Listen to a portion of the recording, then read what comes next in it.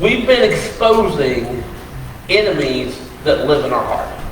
Well, we've been talking about the enemies of the heart, and each of these enemies, if we don't do something about them, they don't go away. They continue to get bigger. They continue to grow. They continue to eat away at us. They continue, if left unchecked, will slowly take over our lives. The first enemy we talked about was guilt. Guilt is that enemy that says, I owe you. It's that thing we said. That thing we did. That thing that because we said or did it, we regret it. And that regret, we now feel like, well, because we said that, or because we did, we deserve the pain that comes with that, or we deserve the turmoil that's brought to our life. Guilt makes us think, I owe you. We deserve that. The second one we looked at last week was anger. And anger says, you owe me. It's something that was done or said to us or about us, and we begin to take that and just let it bother us. And, well, you owe me. And what we start doing is we start keeping a register of all those things, and we don't let them go. And we hold on, and we constantly are opening up that tally sheet, and well, you owe me. And anger continues to work and boil.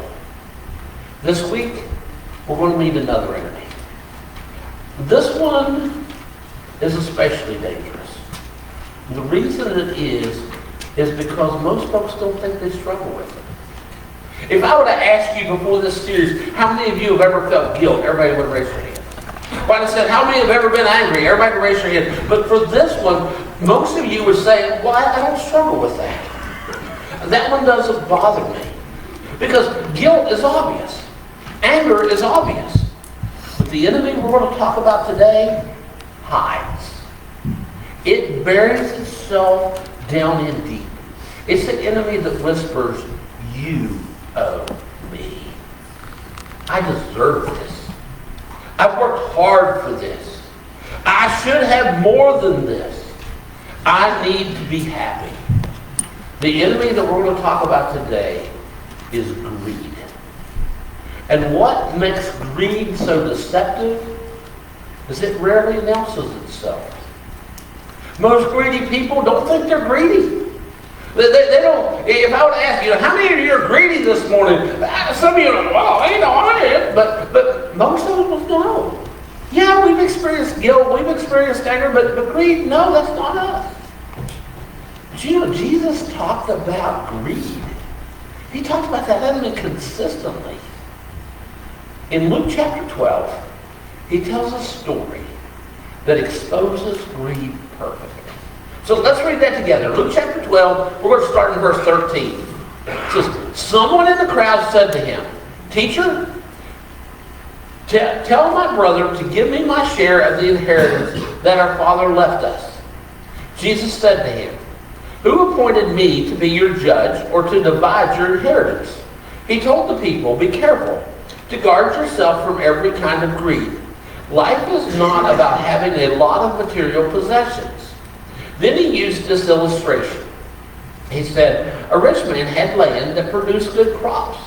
He thought, what should I do? I don't have enough room to store my crops. He said, I know what I'll do. I'll tear down my barns and build bigger ones so that I can store all my grain and goods in them.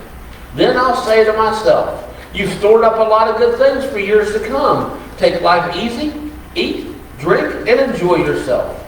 But God said to him, You fool, I will demand your life from you tonight.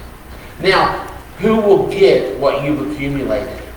That's how it is when a person has material riches, but is not rich in his relationship with God. In this story, Jesus tells the story of a successful farmer. He's productive. He's prosperous. He's planning for his future. But Jesus calls him a fool. Why? The answer is because greed has captured his heart. So this morning, I want to give you 4 facts about greed. Number 1, greed is a heart problem, not a money problem. Let me say that again. Greed is a heart problem, not a money problem. In verse 15, he says, be careful to guard yourselves from every kind of greed.